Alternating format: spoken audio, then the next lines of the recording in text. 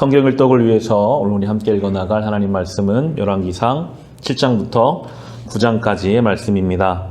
솔로몬은 이제 성전을 다 짓고 성전에 들어오는 입구에 두 기둥을 기술자인 후람을 통해서 짓게 합니다. 야긴과 보아스라는 두 기둥인데요. 7장의 21절 말씀 보시면 7장 21절입니다. 후람은 이렇게 해서 만든 두 기둥을 성전의 현관에다가 세웠다.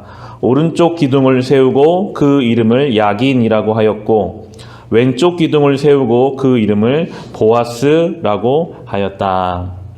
야긴은 그 뜻이 그가 세우다 라는 뜻이고요. 보아스는 그에게 힘이 있다 라는 뜻입니다. 5m 정도 되는 큰 기둥이었습니다. 성전에 들어오는 사람마다 다 이 야긴과 보아스라는 기둥을 지나가면서 보게 했습니다. 누구나 성전에 올 때마다 하나님이 세우시는 것이구나 하는 것을 생각하기 원하셨고요. 하나님께 힘과 능력이 있구나 하는 것을 기억하기 원하시며 성전 문 앞에 이 두 기둥, 야긴과 보아스를 세우게 하셨습니다. 우리도 주님께 나올 때마다 이 두 기둥을 지나가야 합니다. 늘 주님께 나올 때마다 하나님이 세우신다 라는 믿음이 우리 안에 새겨져야 합니다. 아무리 사람이 그 일을 계획할지라도 우리의 발걸음을 인도하시는 분은 하나님이십니다. 우리의 인생을 세우시는 분이 하나님이심을 기억하는 이 야긴이라는 기둥을 우리 안에 세우며 주님 앞에 나아가고, 보아스, 그에게 힘이 있다. 하나님이 창조주 하나님, 우리가 염려하고 근심하는 그 어떠한 문제보다도 주님이 크시다는 것을 우리 안에 든든한 기둥으로 우리가 세우고 주님 앞에 나아갈 수 있다면, 하나님이 세우시는 인생이고 하나님의 능력이 우리 안에 온전하게 두 기둥으로 세워질 수만 있다면 우리는 늘 담대하게 평안함으로 감사함으로 주님께 나아가게 될 것입니다. 이어지는 8장에서 이제 성전 봉헌이 됩니다. 성전의 봉헌의 마지막 완성은 하나님의 궤가 그 성전 안에 들어가는 것으로 이제 완성이 됩니다.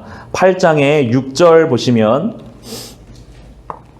제사장들은 주님의 언약궤를 제 자리 곧 성전 내실 지성소 안 그룹들의 날개 아래에 가져다가 놓았다.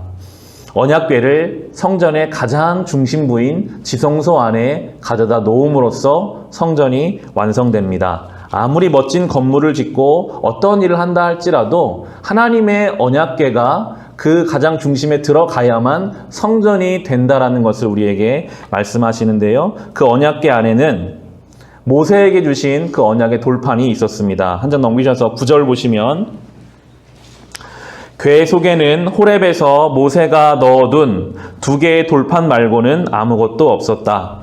이 두 돌판은 이스라엘 자손이 이집트 땅에서 나온 뒤에 주님께서 호렙에서 그들과 언약을 세우실 때에 모세가 거기에 넣은 것이다. 10절과 11절에 제사장들이 성소에서 나올 때에 주님의 성전에 구름이 가득 찼다.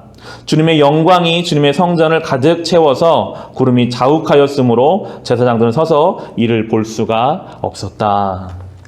건물을 다 짓고 모든 일을 다 마친 후에 이 언약궤를 가져다 놓은 그 순간 하나님의 임재가 그 성전 안에 가득하게 임하게 하셨습니다.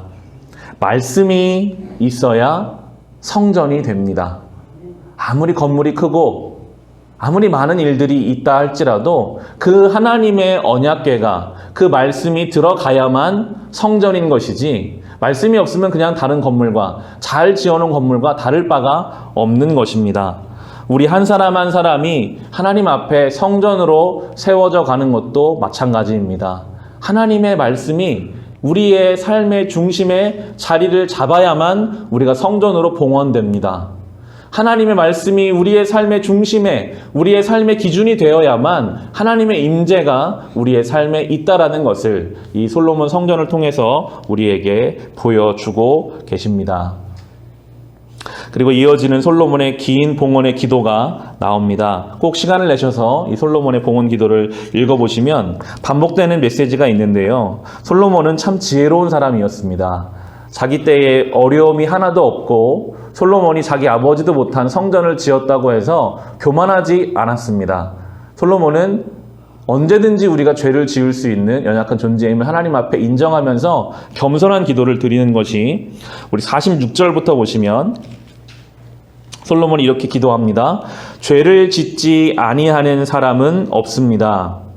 이 백성이 주님께 죄를 지어서 주님께서 진노하셔서 그들을 원수에게 넘겨주시게 될 때에 멀든지 가깝든지 백성이 원수의 땅으로 사로잡혀 가더라도 그들이 사로잡혀간 그 땅에서라도 마음을 돌이켜 회개하고 그들을 사로잡아간 사람의 땅에서 주님께 자복하여 이르기를 우리가 죄를 지었고 우리가 악행을 저질렀으며 우리가 반역하였습니다 하고 기도하거든.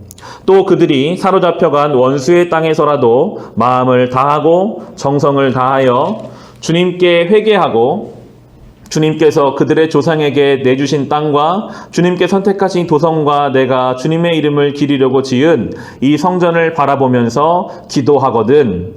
주님께서 계시는 곳인 하늘에서 그들의 기도와 간구를 들으시고 그들의 사정을 살펴보아 주십시오. 주님께 죄를 지은 주님의 백성을 용서하여 주십시오. 주님을 거역하여 저지른 모든 반역죄까지도 용서하여 주십시오. 그들을 사로잡아간 사람들 앞에서도 불쌍히 여김을 받게 하셔서 사로잡아간 사람들도 그들을 불쌍히 여기게 하여 주십시오. 라고 솔로몬은 언젠가 우리가 하나님을 앞에서 죄를 짓고 범죄하는 일 때문에 시험에 빠져서 다 끌려간다 할지라도 주님 앞에 돌이키면 우리를 용서해 달라라는 기도를 하나님 앞에 드리고 있습니다. 우리는 언제든지 죄로 인해 넘어질 수밖에 없는 연약한 존재입니다. 그런데 하나님의 은혜는 참 커서 우리의 죄에 대해서 책망하시지만 우리가 주님께 돌이키기만 하면, 다시 하나님 앞에 회개하고 자복하면 그때로부터 은혜를 부어주시는 하나님이심을 이 솔로몬의 기도를 통해서 우리는 알 수 있습니다. 기타를 저는 20살 때부터 기타를 배워서 치고 있는데요. 오늘 기타를 잘 연주하고 나서 내일 다시 기타를 칠 때에도 가장 먼저 해야 할 일은 그 음을 잘 맞추는 일입니다. 아무리 줄을 잘 맞춰 놓아도 하루 시간이 지나면 조금씩 음이 틀려져 있어요.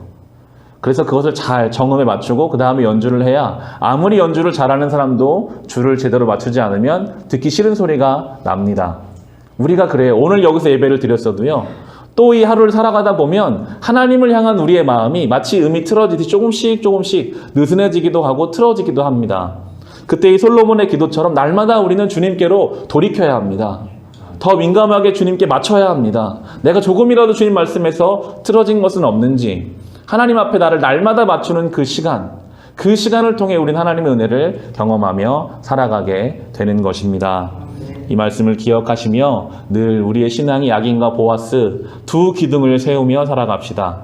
그리고 주의 말씀이 우리의 삶의 중심에, 우리의 삶의 지성소에 들어오심으로 성전된 삶을 살아갑시다. 그리고 오늘 이 하루를, 우리의 삶을 주님께로 향하며 거룩하게 살아갈 수 있으시기를 주님의 이름으로 축원합니다.